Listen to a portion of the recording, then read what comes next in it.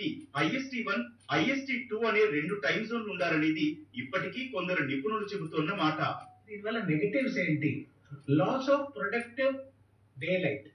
అంటే ఇప్పుడు north eastern స్టేట్స్కి ఏంటంటే 4:30 AM కి సన్లైట్ వచ్చేస్తుంది.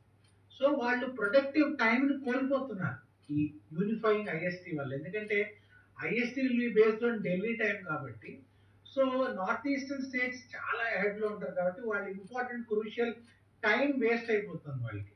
అలానే వాళ్ళకి రాత్రి త్వరగా అయిపోతుంది కాబట్టి ఆర్టిఫిషియల్ లైటింగ్ వల్ల కాస్ట్ కూడా పెరుగుతుంది. So early darkness, artificial lighting ఎక్కువ అవసరం ఉండే పరిస్థితి వస్తుంది.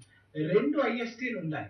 ఒకటి IST1 Indian standard time 1 which is UTC plus 5 hours 30 minutes. ఇంకోటి eastern part of India, north eastern states కోసం IST2 ఇండియన్ స్టాండర్డ్ టైం 2 ఉండాలి. అంటే UTC ప్లస్ 6 hours 30 minutes ఉంటే వాళ్ళకు వెల్ సూటెడ్ గా ఉంటుంది. ఇలా 2 టైం జోన్లను